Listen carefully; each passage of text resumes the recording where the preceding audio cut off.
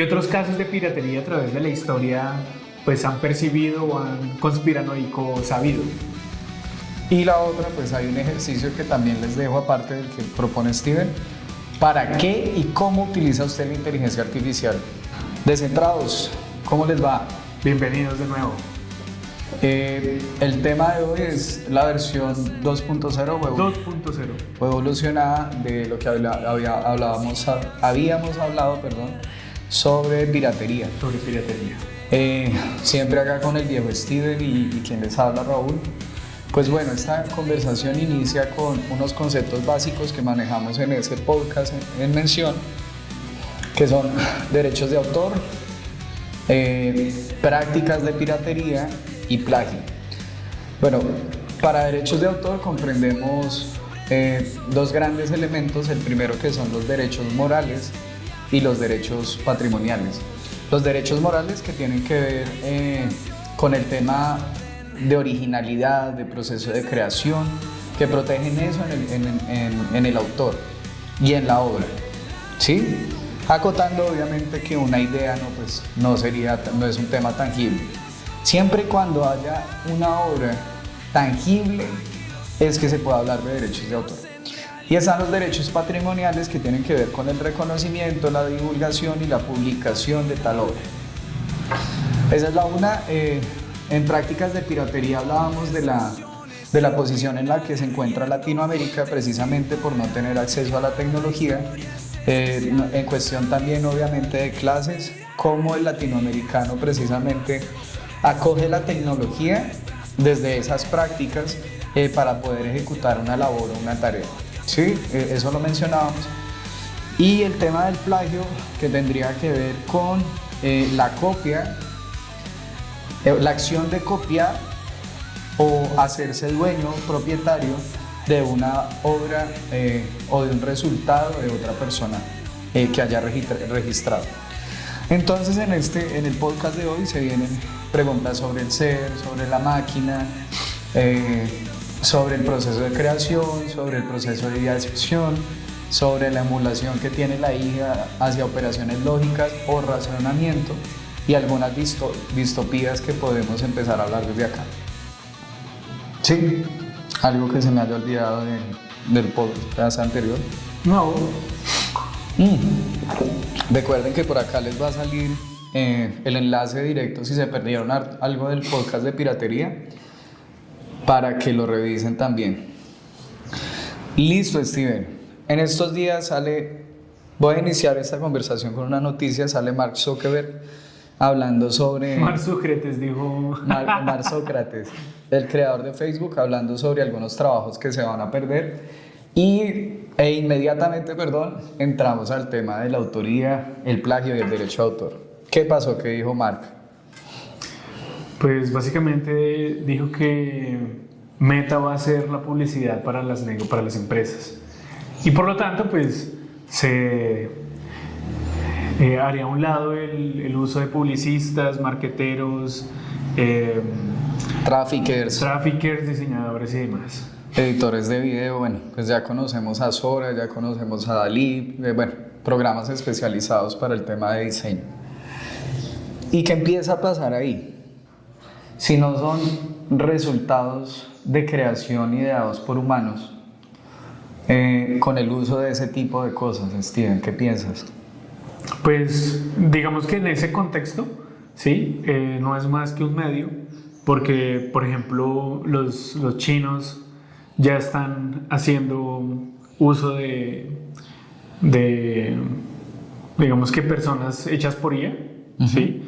Que se encargan con diálogos y toda esa cuestión generados por DeepSeek para generar ventas, ¿sí? Entonces ya no necesitan una persona enfrente promocionando los productos, sino que es una misma IA que reproduce en tiempo real toda la vaina, y pues hay un equipo detrás que es el que se encarga de ya generar, digamos que los empaques y toda la vaina para distribución de las ventas que se realicen a través del internet. Entonces, pues, digamos que eso que menciona Mark Sócrates dijo, ¿cómo es que se llama el negrito de este influencer? No sé. ¿Qué hace el man? HJ, bueno, ese huevo. El de Bendecidos Días y todo eso. Sí, ese es el que dice Mark Sócrates. Ah, ok. Ya. Entonces, básicamente lo que pues, dice Mark Sócrates, pues eso es que va a generar un medio nuevo, ¿sí? Para la ejecución de este tipo de cosas, pero pues no quiere decir que todo este tipo de personas no se puedan reinventar, ¿sí? De hecho, le dan un periodo de 5 años para que se tomen, digamos que decisiones, ¿sí? Y simplemente los que no se adapten desaparecen. Hay unos ejercicios, obviamente, de diseño, de, entre comillas, creación y todo eso, pero creo que es una buena ruta para empezar a hablar del derecho de autor. ¿Qué es lo que pasa? Si hay unas tareas, como hemos mencionado en otros podcasts, que se minimizan o se vuelven propositivas y operacionales para los ejercicios humanos, ¿no? Sí, si yo tengo facilitan los procesos. Claro, si yo tengo un asistente como Make, por así decirlo, donde puedo enlazar un poco de actividades y ya no necesito tener un grupo de trabajo de 50 personas, sino que necesito el asistente más otras 4 que me ayuden como a configurar el asistente o a validar alguna de esas tareas, pues está bien. Hay algo que sale de ahí y es el tema de la edad de la vida.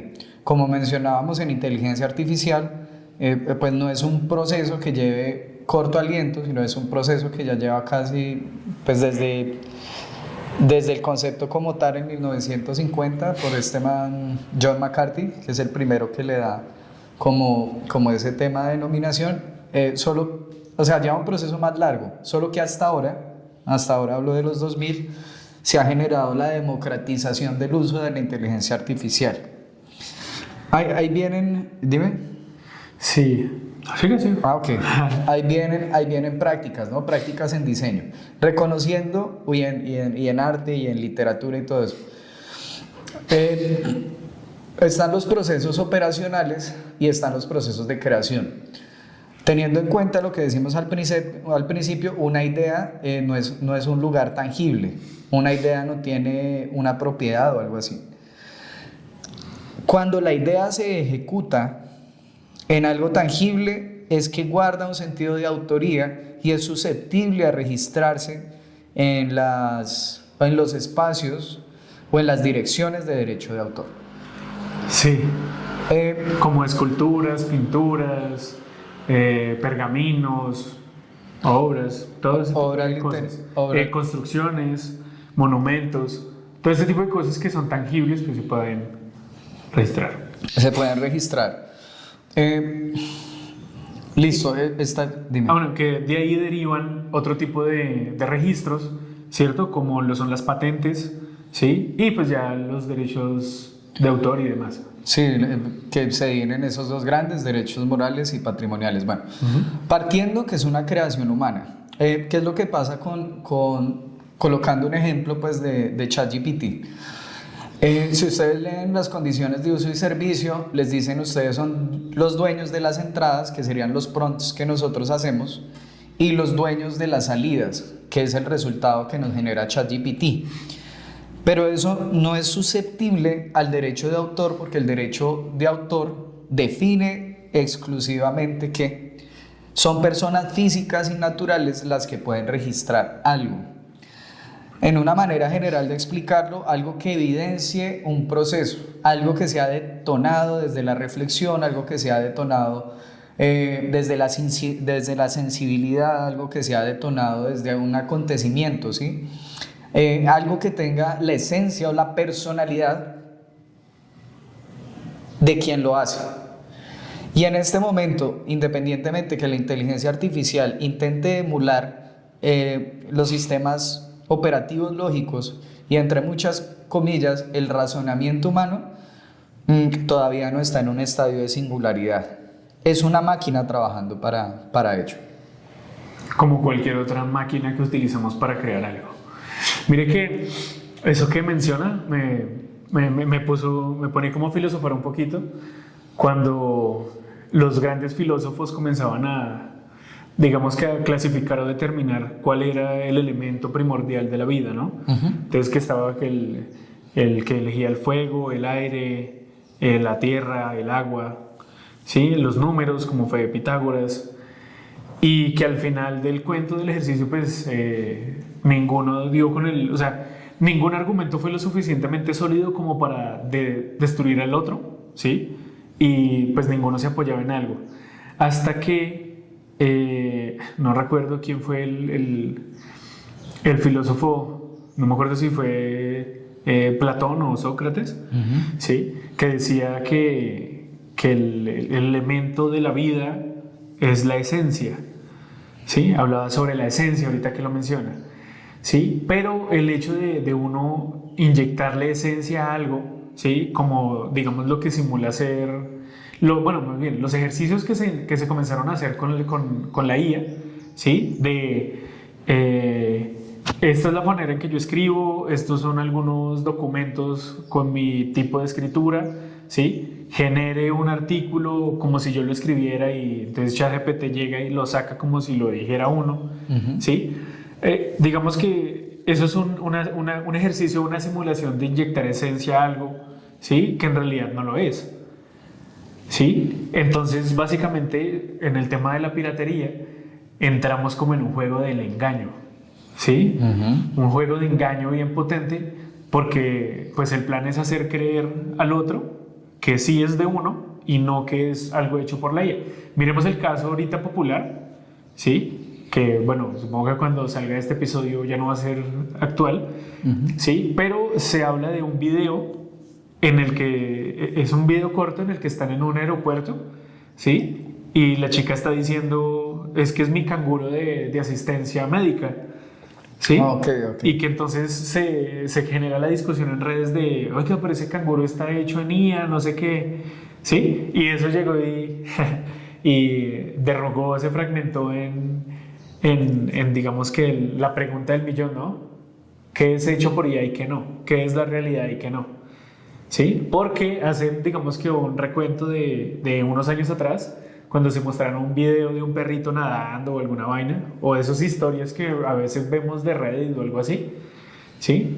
Engañando, digamos que a nuestros papás o abuelos diciendo, ay, mire, pobrecito del animalito que está ahí, que no sé qué, viendo el video, y uno dice, ay, pero no me preocupe que eso es hecho por IA, ¿sí? Y ahorita el tema de este video del canguro, ¿sí? Entran en la discusión de si es hecho por IA o no, ¿sí? Y me recuerda al test de Turing.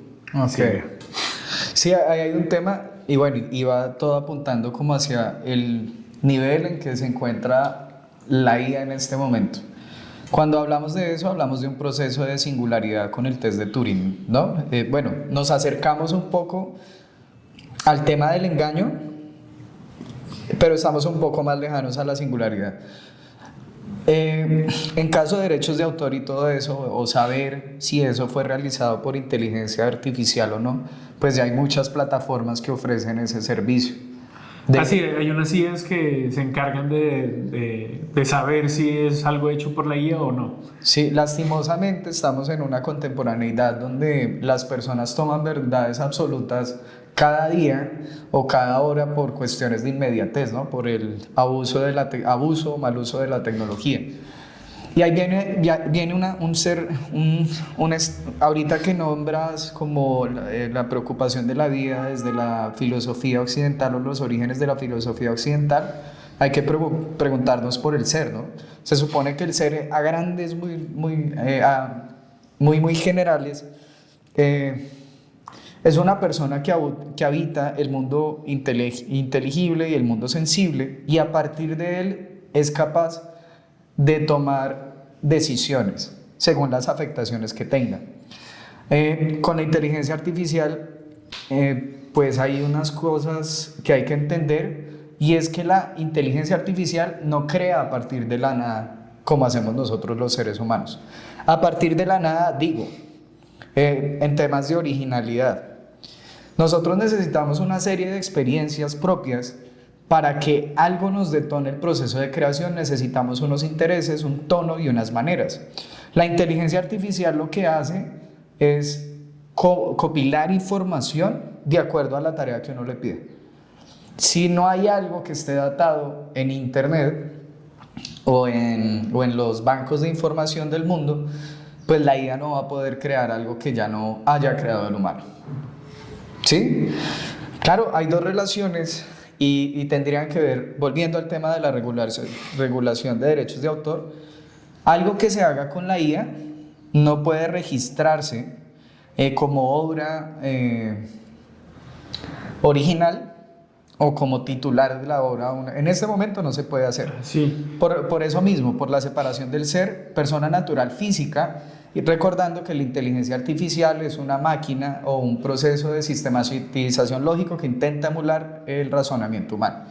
Mire que eso me recuerda en una ocasión un caso que llegaron, me plantearon este ejercicio, ¿no? Me dijeron como, ¿sí ven qué pasa si en mi trabajo, ¿sí?, me piden que tome un libro que ya está hecho, lo pase por ChatGPT, ¿sí?, le pida que, digamos, que lo redacte de forma diferente, pero que el significado se mantenga, ¿sí?, y luego lo maquete, lo diseñe, lo diagrame, ¿sí?, y salga como un libro totalmente original, entre comillas, ¿sí?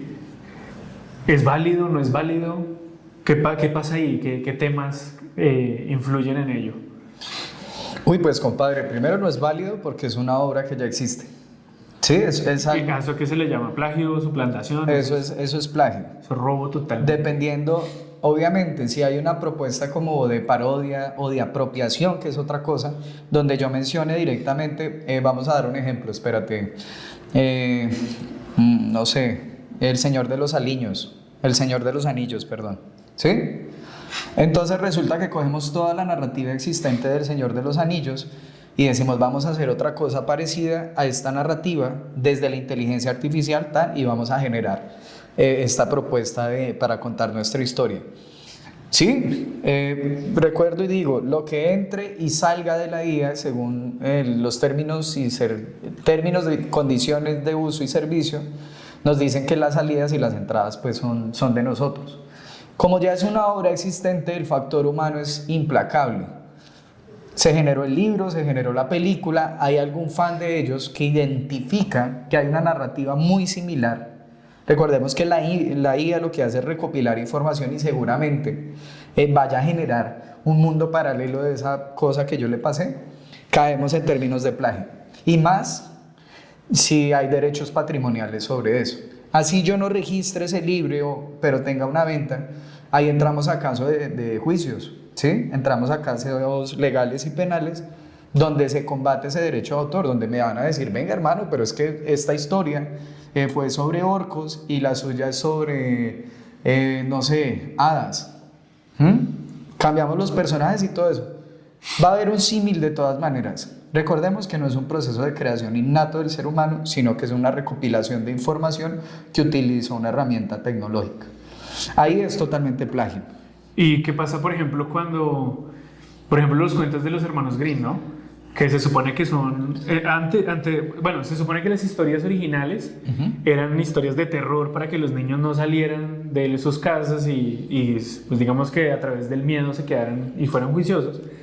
Y que a través de los años aparecieron otros cuentos de los hermanos Grimm ya adornados con finales felices, llega Disney y también los decora con finales felices, príncipes, tacones brillantes, animales que hablan y magia en todo su universo, ¿sí? Y pues básicamente eso es antes de la IA, ¿cierto?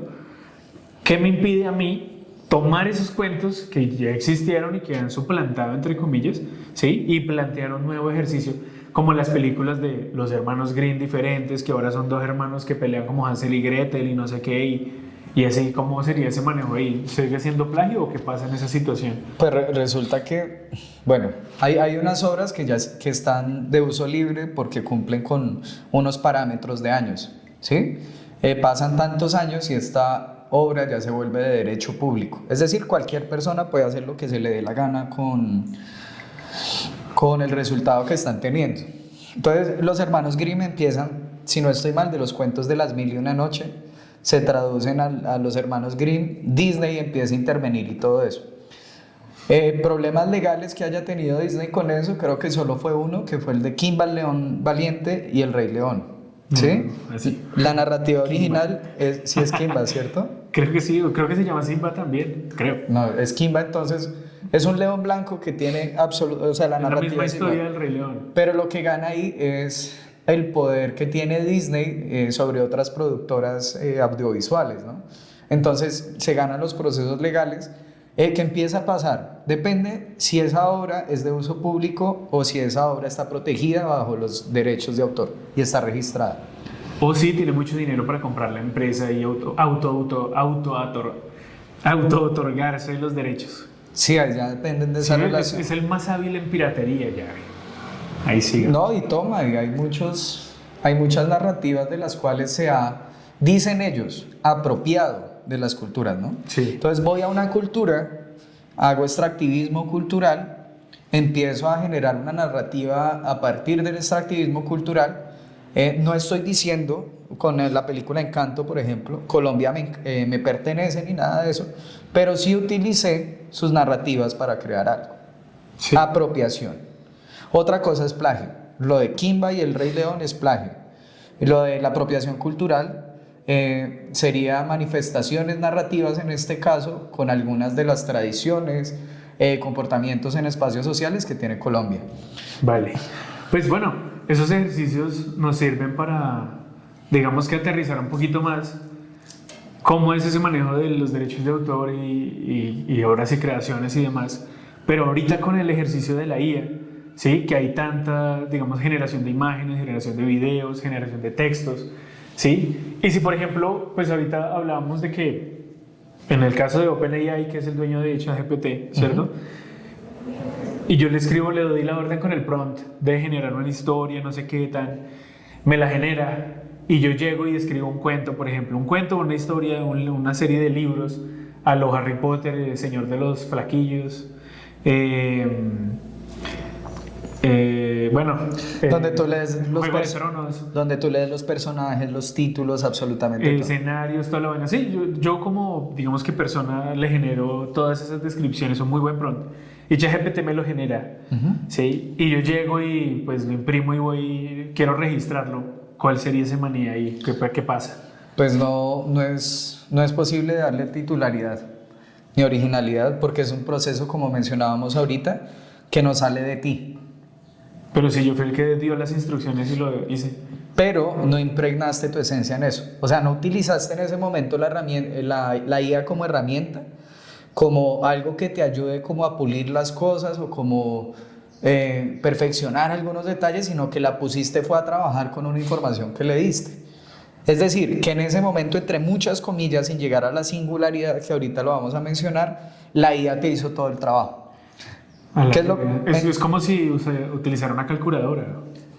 O sea, yo le doy los números, la calculadora es el trabajo, pero pues no es como que la fórmula sea mía. La operación le pertenece a la IA, el resultado es tuyo. Sí. Claro, pero que lo puedas registrar, no. No se invalida automáticamente. Sí. Una cosa es que tú hagas el cuento, el guión y todo eso, y le pidas a un asistente o una API o a una IA, revísame a ver si hay problemas de redacción. Ayúdame por favor a cotejar si en algún momento tuve una mala cita en el documento, si cité alguna imagen, alguna película y todo eso. Ahí ya hay un proceso de acompañamiento, un proceso de asistencia, un proceso de apoyo.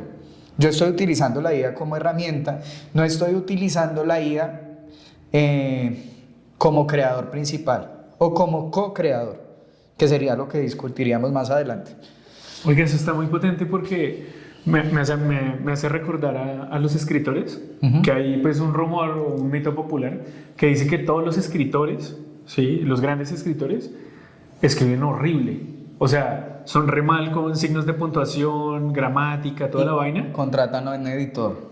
Y pues no, se contrataba a un editor o alguien que les corrigiera todas esas cuestiones, pero ahora pues no es como si nosotros activáramos el autocorrector en Word o algo así y fuck, simplemente ocurre. Eso es un asistente para ayudarme a corregir algo que yo sí creé. Sí pasó, o hubo varios casos, por lo menos en términos de investigación, donde el autor o el investigador hacía un proceso de investigación desde cero, ¿sí? Entonces el proceso lo mandaba a redactar o a revisar con un redactor, con un editor, o también se apoyaba de la IA. tal, genuino, contenido original, viene desde la pregnancia del ser, viene desde su personalidad, desde su proceso creativo y todo eso. Y se viene el otro que se llama autoplagio, ¿sí? Entonces el man cogió la misma investigación y le dijo a la IA, cámbiamele la perspectiva de investigación. En este momento no vamos a ver afectación en las personas, sino afectación en las plantas. Pero entonces todo va en diálogo y voy a utilizar esta misma investigación para publicar otro artículo. Eso se denunció, hubo muchos casos de autoplagio en Colombia, creo que hace unos años, sobre contenido generado por IA. Y las personas empiezan a buscar en esa herramienta como los detectores a ver qué es lo que estaba pasando con la investigación en Colombia precisamente.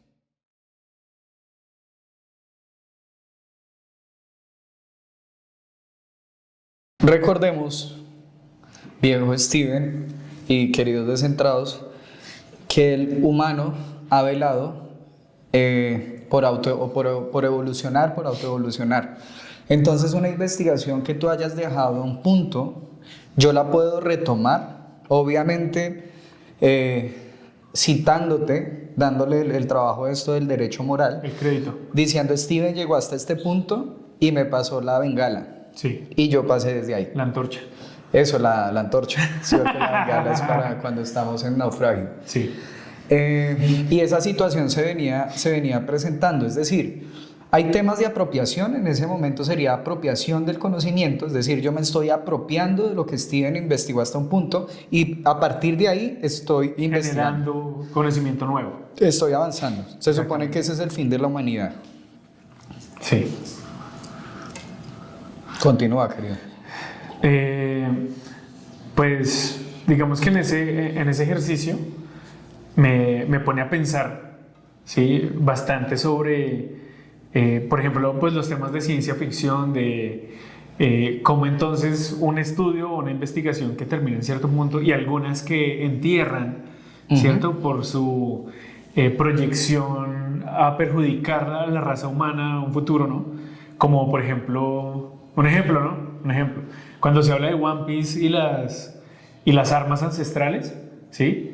Que son precisamente, pues, digamos que ancestrales y prohibidas porque son capaces tienen un nivel de destrucción demasiado masivo para la humanidad, ¿sí? Y entonces, pues eso pasa, o digamos que bajo esa premisa, ¿sí? Se han detenido y avanzado muchísimas investigaciones, ¿sí? Como por ejemplo los casos de desaparición, aquí hablando conspiranoicamente, ¿sí? De los que generan los motores a vapor con agua, la luz eterna, sí. Toda esa vaina, sí, y que pues desaparece la gente, supuestamente, ¿no?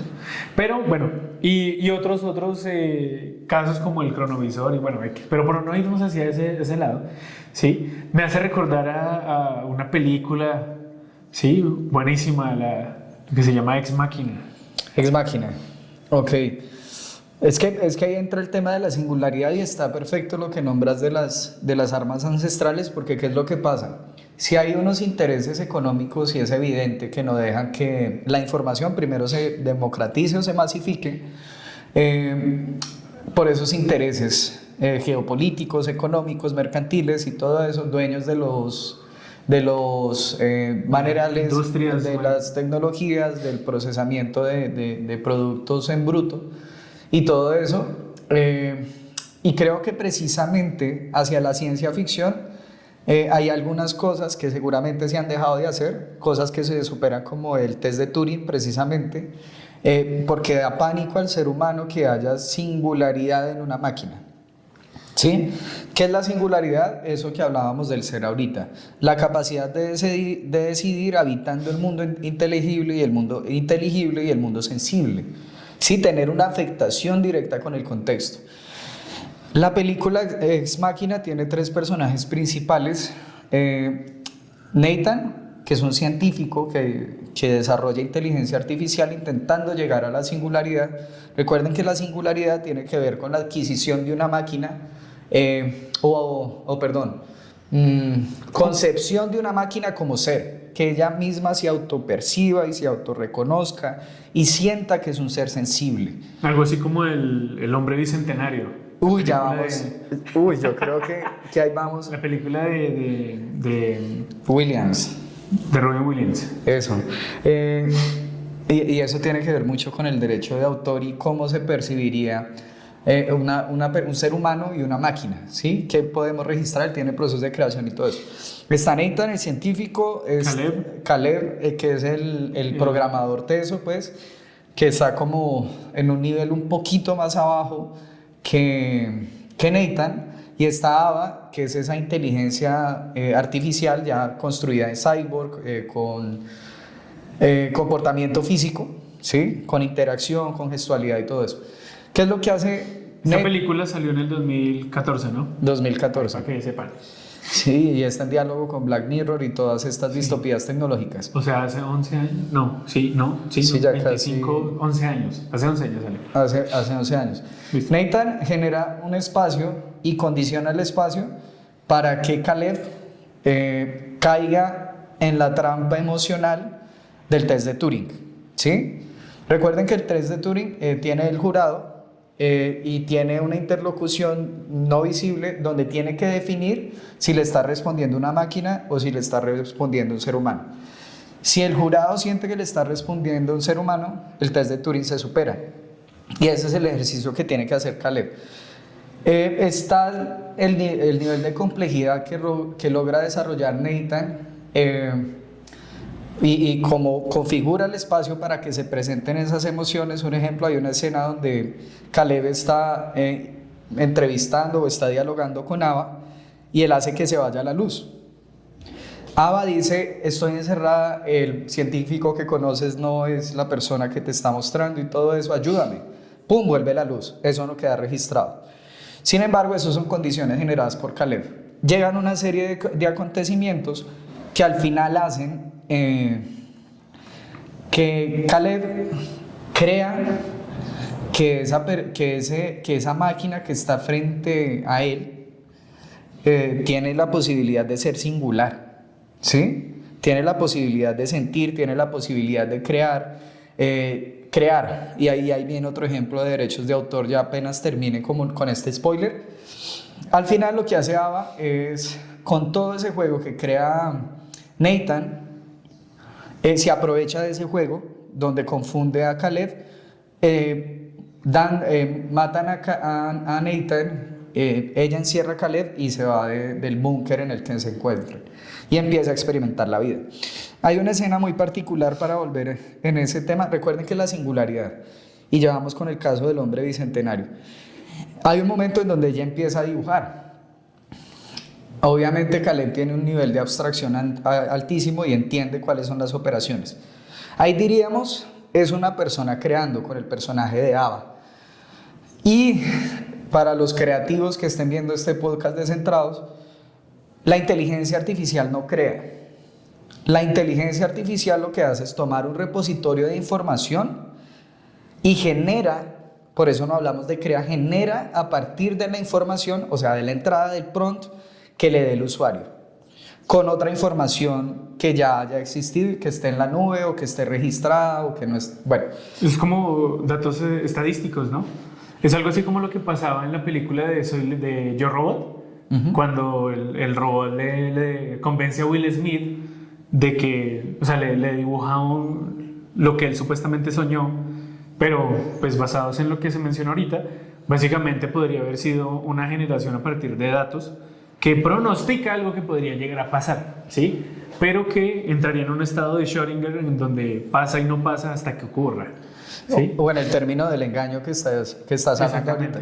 Entonces, sí. La inteligencia artificial no crea desde cero, crea con la información que el maravilloso ser humano ya ha investigado durante muchos años. Recuerden que el ser humano habla uno a uno y es nuestro proceso natural, pero la inteligencia artificial habla 1 a millones y tiene la información y sabe cómo datarla en segundos y hasta en minutos. Entonces no hay proceso de creación con la IA. Con las imágenes, entonces, ¿qué puede pasar? Yo quiero hacer una pintura, volvemos al derecho de autor y que esta pintura se vuelva obra mía, pero esta pintura en su origen tiene el diseño de la inteligencia artificial. Seguramente, como la inteligencia artificial utiliza la inspiración de otras obras, el resultado que me genere va a ser parecido a. ¿Cómo se identifica eso? Desde la pintura, porque lo que hice fue traducirla a un medio con el factor humano.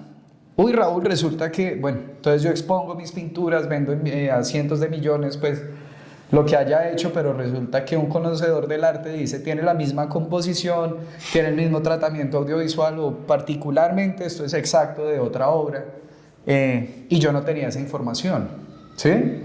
Eso es plagio, totalmente. ¿Y qué pasa, por ejemplo, cuando uno utiliza personajes de ficción, ¿sí? Y los adapta a esas obras que ya, como por ejemplo El Grito, que es una pintura tan famosa, ¿sí? Y se ha reemplazado o se ha hecho, digamos que una especie de mofa o parodia de esa pintura, con muchos personajes, con Coraje el perro cobarde, con Pikachu, con de todo, con Boba Fett, ¿sí? Entonces como que hasta nosotros mismos nos podemos montar en El Grito, ¿sí? Y todos reconocen El Grito, pero le estoy prácticamente como suplantando la obra, ¿sí? A pesar de que se generó de otra manera y X. Ok, entonces hay una cuestión de derechos morales, o sea, por la imagen misma del Grito de Edvard Munch, pues se define cómo es y quién es, así yo le ponga un gato y todo eso. Yo ahí estoy en un sentido de apropiación, porque estoy creando a partir de la obra y estoy reconociendo que la primera vez que se creó esa obra, quien hizo esa obra fue ese autor. No me estoy saliendo, no estoy disimulando muchísimo, ni estoy copiando, ni estoy diciendo que esa obra de Munch es mía. La estoy interviniendo con otros conceptos y otros argumentos. Uno de los conceptos y argumentos podría ser, no sé, una exposición con todas esas pinturas intervenidas con los superhéroes de Marvel, por ejemplo. Ya hay otra consolidación, yo no estoy utilizando las narrativas de esos mundos para decir esto es propio, sino que este es un sentido de apropiación y aproximación a esa exposición que estoy haciendo. Ah, claro, es como, pues bueno, como las películas que parodian otras películas ya hechas, o las que parodian cosas hechas, basadas en hechos reales, programas de televisión como La Casa de los Dibujos, South Park, que utiliza pues personajes de otras franquicias, de otros elementos, y comienzan pues digamos a utilizarlas a modo de parodia, ¿sí? Pero como no les quitan los derechos o no se apropian de que fueron hechos por ellos, a pesar de que los dibujos parezcan ser los otros y hechos por ellos, ¿sí? Digamos que se respeta ese derecho, ¿cierto? Se respeta esa cuestión, y por eso digamos que entre comillas no habría ningún problema, siempre y cuando no transgreda la naturaleza de la obra. Exacto, entonces ¿sí? hay tres factores, elementos. Si la obra es de uso, si el resultado es de uso libre por años, si yo en la parodia cito al autor en derechos morales y en derechos patrimoniales, y yo llego a un consenso con los productores y todo eso y digo, vengan, esa película va a ser un hit, metámonos con 300, ¿sí? La parodia que le hacen. Y de las ventas que yo haga en taquilla, le doy una participación. Le doy una participación, sí, esos son acuerdos que se dan. Pero las parodias lo que hacen precisamente es reconocer esos derechos morales. No están diciendo, hice una película de Crepúsculo, sí, pero ahorita ya no voy a meter vampiros, sino zombies, ¿sí? Y no cito directamente esta obra, eso ya sería un plagio. No, es que esto es aparte, esto es original, esto empezó desde cero. Ok. Eso tiene que ver con el derecho. Y ahí viene el poder de decisión. El poder de decisión, y el poder de decisión pues nos los da la singularidad o el ser, pues. Y en la película del hombre bicentenario pues se presenta precisamente eso. La cuestión sobre el ser. Cuéntanos, Steven, ¿qué pasa con el hombre bicentenario? ¿Cómo es el desarrollo de la película? Pues para todos los descentrados, que esta es una película prácticamente ya como de culto, ¿no? Sí, protagonizada por Robin Williams como una máquina, un robot mayordomo o algo así, ¿sí? Que pues es adquirido por una familia, ¿sí? Él es como un robot asistente, ¿sí? Y comienza a, digamos que desarrollarse preguntas, cuestionamientos, y comienza a generar actualizaciones, ¿no? Comienza a tener unas actualizaciones y comienza a preguntarse cosas, comienza a ver crecer a la hija de los dueños, ¿sí?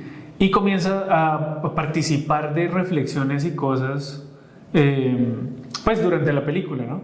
¿Qué pasa ahí cuando el man sigue viviendo? Entonces la capacidad que tiene ese personaje, no me acuerdo cómo es que se llama. El hombre bicentenario. Bueno, Robbie Williams. pero ¿El robot? sí, bueno, toca buscarlo. Chance. Toca buscarlo. Listo. Llega un momento en que el robot se empieza a deteriorar por algunas vainas. Él mismo se las cambia. Tienen la capacidad o está programado para ¿Autorrepararse? para hacer cuestiones artesanales, para trabajar con máquinas y todo eso. Se da cuenta desde su programación que esto lo tiene dañado, va y se lo repara. Si hay un proceso de aprendizaje, recuerden que es ciencia ficción y no toma como unos elementos científicos propios para la evolución de la inteligencia artificial. El caso es que con esos procesos de creación y con esas automejoras, llega a la capacidad al final de ser un ser humano, ¿sí? En donde él se siente con el avance de la tecnología. Recuerden que estamos hablando del bicentenario, quiere decir 200 años, ¿sí? Que en esos 200 años pues él evoluciona hasta conseguir la singularidad. Entonces entra el problema de ley y él lucha casi hasta su muerte, porque pues una de las decisiones más fuertes que debe tener en el clímax de la película es si quiere ser un ser eterno o quiere morir como un ser humano. Allá hay un proceso de conciencia. En ese momento, con la persona, a la persona que empieza a cuidar, genéticamente es de generación en generación, empieza a tener las cualidades físicas de todas las mujeres, ¿sí? Y él las cuida y tiene contacto. Cuando alcanza este ánimo emocional, empieza a sentir amor por ella y bueno, y todo eso. Y ahí es cuando decide, yo soy un ser humano y quiero morir contigo y todo eso. Pasa muchos problemas legales donde las mismas leyes, las normativas del lugar en que se encuentra le dicen: no, usted no es un ser humano, usted es un ser de plástico, usted es una máquina, usted no tiene la capacidad de decidir. Y él ya sintiendo todo esto, digamos que cumplía con todas las condiciones para que lo pudiésemos llamar ser humano. Cuando la inteligencia artificial, y volviendo al tema del derecho de autor, alcance esa singularidad, que eso tiene que ver ya con la distopía tecnológica, sí va a tener la posibilidad de registrar o volverse titular de una obra o de un resultado de creación. Oye, mire que es muy curioso como básicamente lo que nos dicen todas las películas y demás, la mayor singularidad es el amor. La capacidad de amar, de sentir ese amor. De preocuparse por otra vida. Eso es muy potente. Pero, sin distraernos del tema, ¿no? Mire que en este tema de autoría, ¿cierto?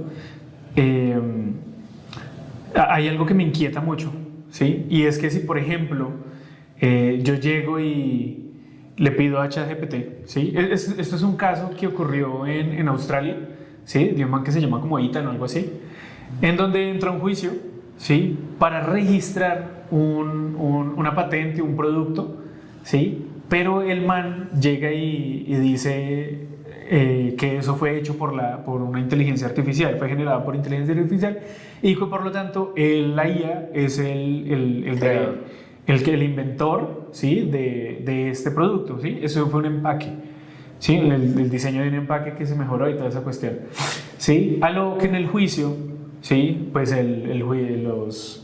los jueces determinan que en efecto la IA no puede ser denominada como inventora, porque número uno, ¿sí? Se van hacia el significado de la palabra inventor, desde el inglés, lo que indica en el inglés, y es algo hecho, ¿sí? O producido por una persona, un artesano, un creador, ¿sí? Y pues como mencionamos ahorita en la conversación, la inteligencia artificial genera cosas, ¿sí? Pero es absolutamente intangible, ¿sí? Entonces, a lo que, pues bajo ese juicio, bajo ese caso, se generan muchas más preguntas, ¿sí? Como por ejemplo, plantean, las normas se deberían replantear, ¿sí? Para redefinir el significado de inventor e incluir a la IA, ¿sí? Debería generar ese cuestionamiento. Dos,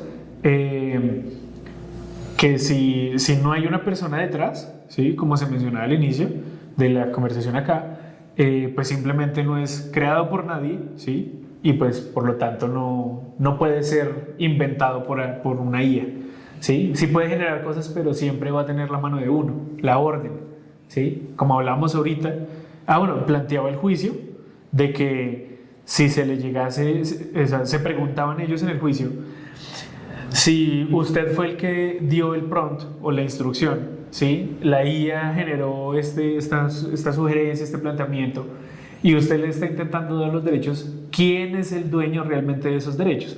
¿Los dueños del ChatGPT de la empresa? ¿Sí? ¿Usted porque usted fue el que generó la pronta?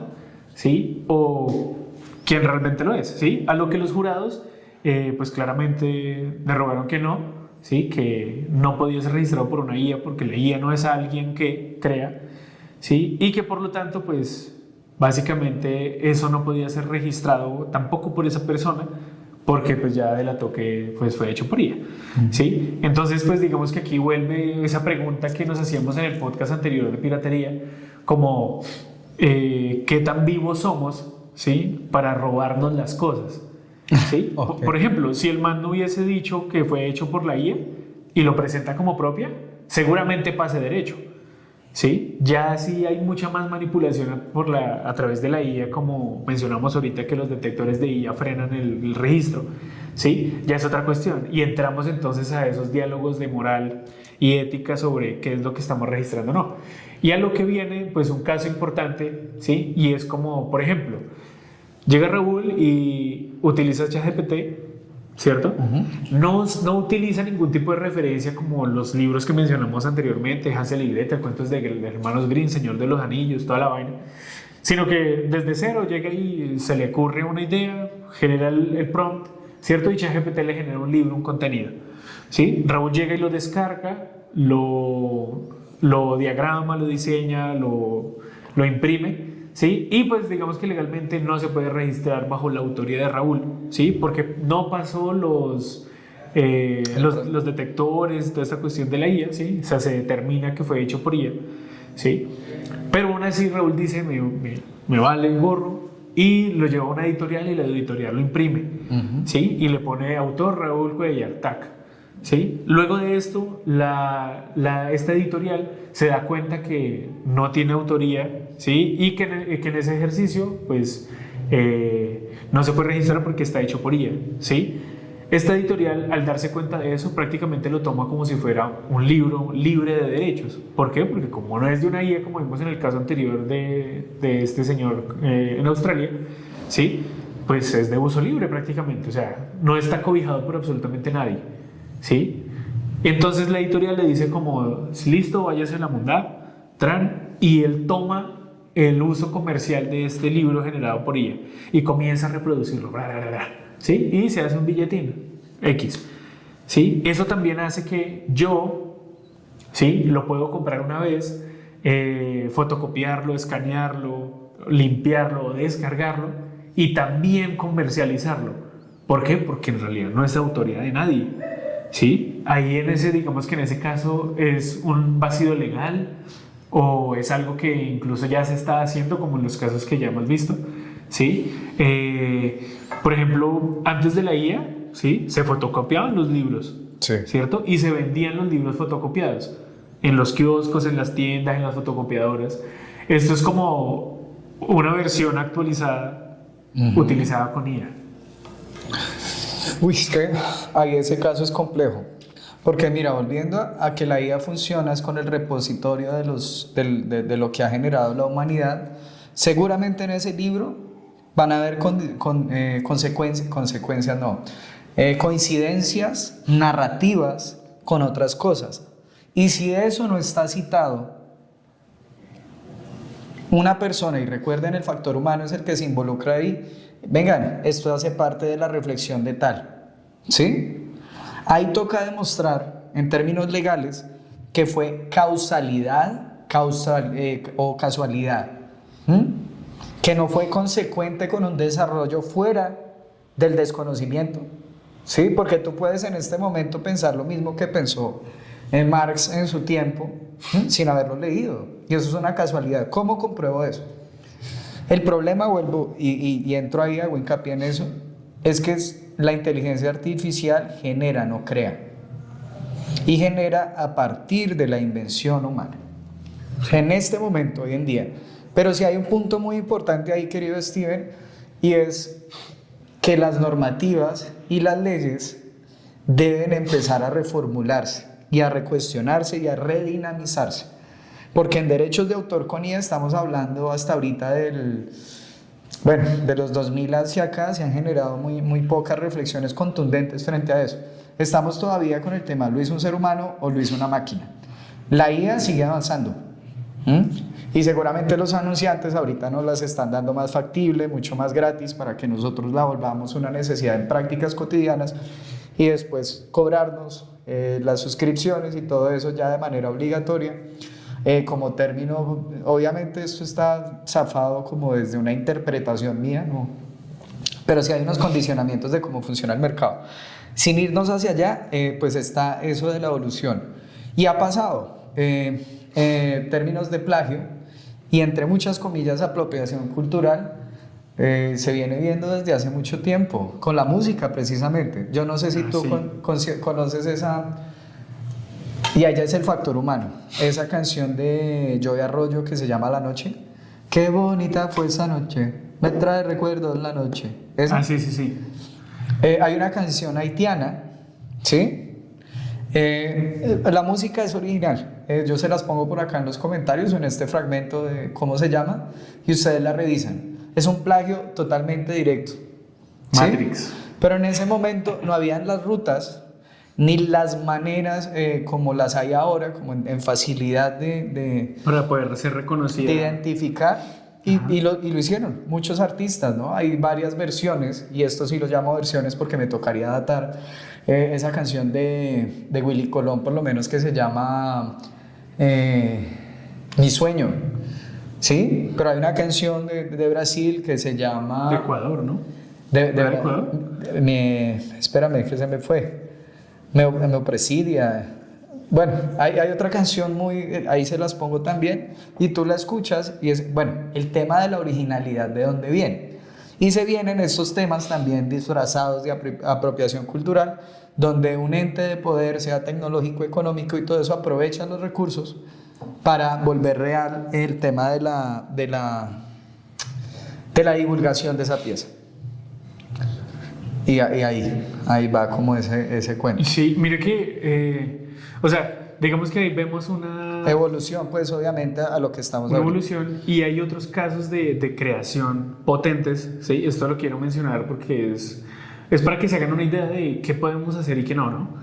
Por ejemplo, hay una banda muy popular, muy potente, que es Daft Punk, ¿cierto? Que Daft Punk lo que hace para producir sus canciones y sus músicas, ¿sí? Es recolectar fragmentos de otras canciones, ¿sí? Y ellos, con esos mismos elementos, le cambian el volumen, la frecuencia, la repetición, y generan música nueva, ¿sí? Totalmente nueva, ¿sí? Y pues eso es una vaina loquísima porque es algo que sí podemos hacer, ¿sí? Eso es, digamos que el mismo principio del collage para las obras, para el uso de imágenes y fotografías y demás, ¿sí? Que nos permite pues hacer uso de otras imágenes, ¿sí? Para poder, digamos que apropiarlas a nosotros. Entonces, pues tenemos claro que mientras no repliquemos o nos copiemos de las narrativas y su esencia, ¿sí? Podemos utilizar elementos bajo otras nuevas condiciones, ¿sí? Y no ser, pues, digamos que faltos o piratas fritangas. Malintencionados, ¿sí? Podemos entender que el One Piece sí existe, ¿sí? Que es real, dijo Barba Blanca. Y pues que la ley del más vivo y el más bobo en el tema de la inteligencia artificial es prima, ¿sí? Prima. Pues yo quisiera como terminar en que hay unos casos en donde, como mencionamos al inicio o en la mitad, hay personas que crean cosas y pasan la antorcha para que la evolución se dé. ¿Sí? Eso me recuerda al libro y la película de Ready Player One, ¿sí? En donde pues el mancito genera todo un código y crea la semilla, ¿sí? La isla en este caso, ¿sí? Y cuando él muere y pues le da la herencia al protagonista, ¿sí? Para ser el dueño de los derechos de esa cuestión, y el man comparte eso para que otros creen supermundos en la nube, en el internet, ¿sí? Ese ejercicio virtual es totalmente libre, ¿sí? Porque pues no es tangible, güey, ¿sí? Y todos lo pueden utilizar, pero solamente porque el man cedió el código fuente, el código primario de ello, ¿sí? Entonces digamos que acá tenemos unos ejercicios, ¿verdad? Morales y piratos, ¿sí? Pues por llamarlo de alguna manera, en donde nosotros debemos tomar una decisión de si lo utilizamos de manera, digamos que chafa, tramposa, sí, para, digamos que enriquecerme bajo esas cuestiones que no son propias, ¿sí? O tomarla para evolucionar y llevar mucho más allá las cosas, los elementos. Entonces, no sé si Raúl quisiera terminar con pues, unas conclusiones sobre esta actualización de piratería para ver hacia dónde vamos, qué vamos a proceder el One Piece. Claro, pues como mencionábamos al inicio, bueno, hay unas condiciones éticas sobre el uso de las cosas. Recordar que el tema de inteligencia artificial y derechos de autor sí se daría en la inteligencia artificial como creador cuando llegue a la singularidad, pero faltan muchísimos años, bueno, no sé qué tantos, pero sí son varios años para que llegue hasta allá. La complejidad en este momento es lo ético de la persona que utilice la inteligencia artificial. Uno revisa si la utiliza como herramienta o la utiliza como engaño, que está en diálogo con eso. La invitación es a utilizar la inteligencia artificial de manera operativa y propositiva. Como mencionábamos a mitad de la conversación, si hay unas tareas que se le pueden delegar a la IA, pero que tienen que ver con nuestros procesos de creación en cuestiones más de método y de producción, ¿sí? No es encargarle absolutamente todo, esa sería como mi reflexión, y pues ya. Buenísimo. Pues para cerrar, recuerden Descentrados, suscríbanse, denle click a la campanita para que estos videos, estos podcasts, pues les lleguen apenas se lancen. Recuerden que los podcasts los subimos todos los viernes, ¿sí? Para que nos sigan, de like y comenten, ¿sí? ¿Qué otros casos de piratería a través de la historia pues han percibido o han conspiranoico sabido? Y la otra, pues hay un ejercicio que también les dejo aparte del que propone Steven. ¿Para qué y cómo utiliza usted la inteligencia artificial? Eso sería todo, queridos descentrados. Nos vemos en una próxima oportunidad.